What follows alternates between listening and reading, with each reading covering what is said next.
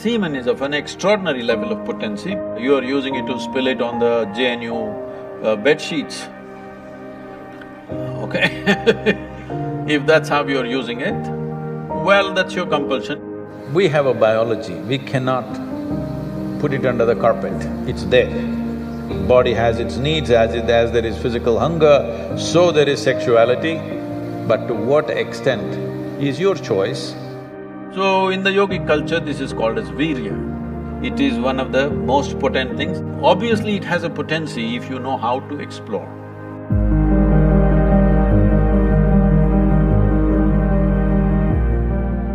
Namaskaram, Sadhguru.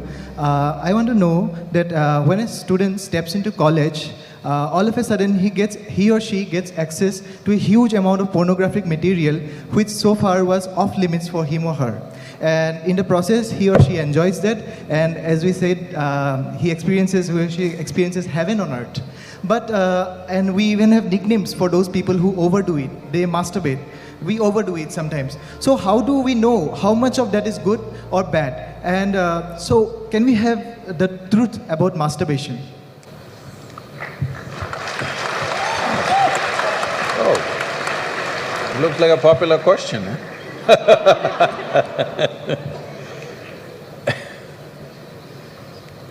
See, we have a biology, we cannot put it under the carpet, it's there.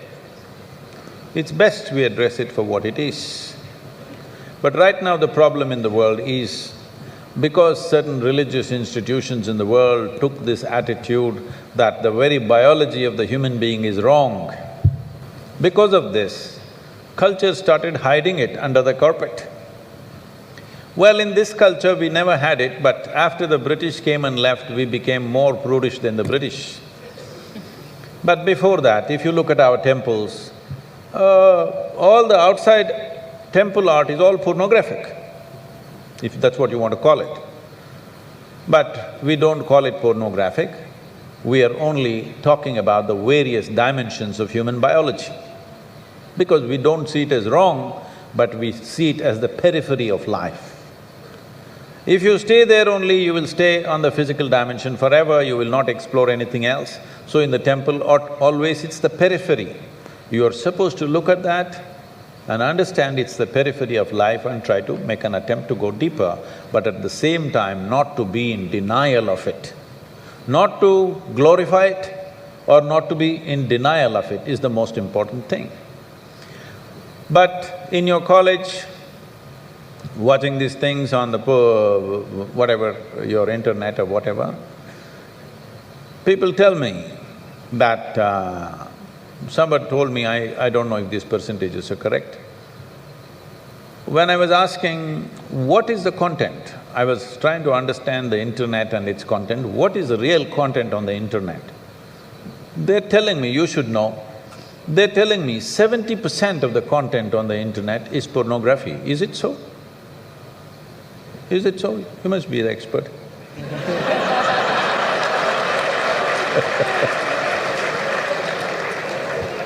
Is somebody doing PhD on it? They told me 70%. I said 70% is unreasonable and sick levels of pornography. If it occupies a small percentage, it's okay. 70% of a technological platform which could do millions of things, unfortunately is pornographic. Just biology of life. It's very unfortunate because once you come as a human being, your biology is not the front end of your life. It is one part of your life. This cerebral capability came so that your intelligence becomes the front end of your life, and if you become conscious, your consciousness becomes the front end of your life. Biology is the front end of a bull. It's okay for him, that's all he knows. But biology should not be the front end of a human life, it is part of our life. We are not denying it. So, at a certain stage in your life, it's like this. A 95-year-old man went for a medical checkup with his doctor. The doctor did a thorough checkup and said, "Hey, old boy, you're doing great for 95, no problem with you." Then the old man asked, "Doctor, but what about my sex life?" Then the doctor looked at him and asked, thinking about it or talking about it?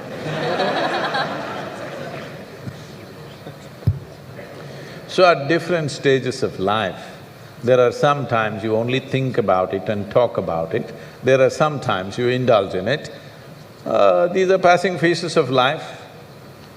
How much of it is needed for you, you are the best judge. But at the same time, you came here not to explore your biology. At least you should have gone to MSc in biology. You shouldn't be wasting your time in a technological institute exploring biology. Does it mean to say you don't have biology, you don't have biological needs? You have, it's fine, but it must be on the periphery. It should not become the core of your life because it will reduce you in the sense. A creature which was purely biological evolved into a place which has an intelligence of its own beyond its biology. See, animal intelligence works for its biology alone. How to get its food, how to get its mate, this is all its entire life is. If human intelligence also functions like that, you are bellying the evolutionary process. You are seeing how to go back, take the evolutionary process backward, not necessary. This does not mean you do not have a body, body has its needs, as there is physical hunger, so there is sexuality.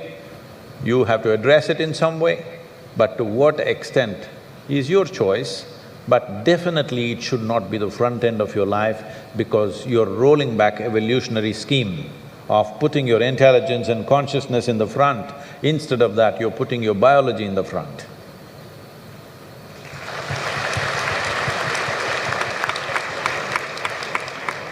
How important is a man's semen for physical, mental and spiritual well-being? Can wasting our semen damage us spiritually? Well, you know, semen is the basis of your physical existence, whether you're a man or a woman. You have come into existence because that is 50% of the ingredient, yes? Well, we have skin, we have epithelial cells, we have hair, we have many other aspects of body, you know, heart, liver, kidney, so many things. All these cells are of a certain potency in their own way.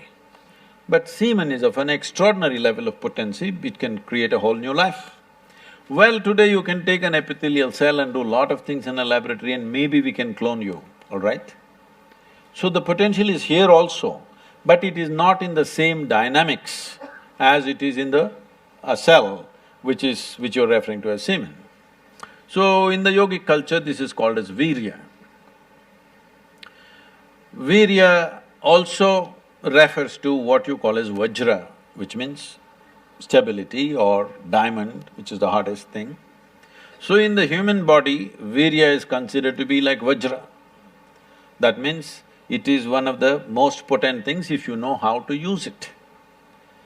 Well, how to use it means you can use it to produce a child, that's one thing. Well, if you are… this question is coming because you are using it to spill it on the JNU bed sheets, okay? If that's how you're using it, well, that's your compulsion, you're doing whatever you're doing. This is not something to be judged morally, that's not the point, it's a question of what is the level of compulsion that one has. But anything in this body, can it be transformed into a different level of function? Absolutely. Not just semen, just everything in this body can be transformed. See,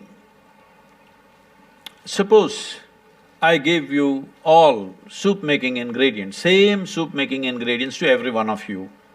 Do you believe all of you will produce the same soup? No. You will produce 500 varieties of soups, those same ingredients.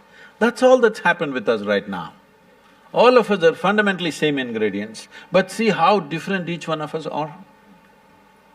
Different soups. Well, if I give you soup-making ingredients, either you can make a great soup or a lousy soup. Depends what kind of skills you have, isn't it? So this goes for everything, not just for semen. Every dimension of your body and your mind, you can transform into something tremendous, or you can make it mediocre, or you can make it a serious problem. Every aspect of your life. That goes for this aspect of life also. This same energy, see, people are making it literal translations, but if you want to produce a certain, let's say, epithelial cells, how much energy the body spends on it? And if you want to produce a cell which you call a semen, how much energy body spends is very different. This can be scientifically established. So, when you're investing so much energy in that, obviously it has a potency if you know how to explore. But are you competent to explore? Are you capable of exploring? Do you have the necessary sadhana and guidance to do that? That's a big question mark.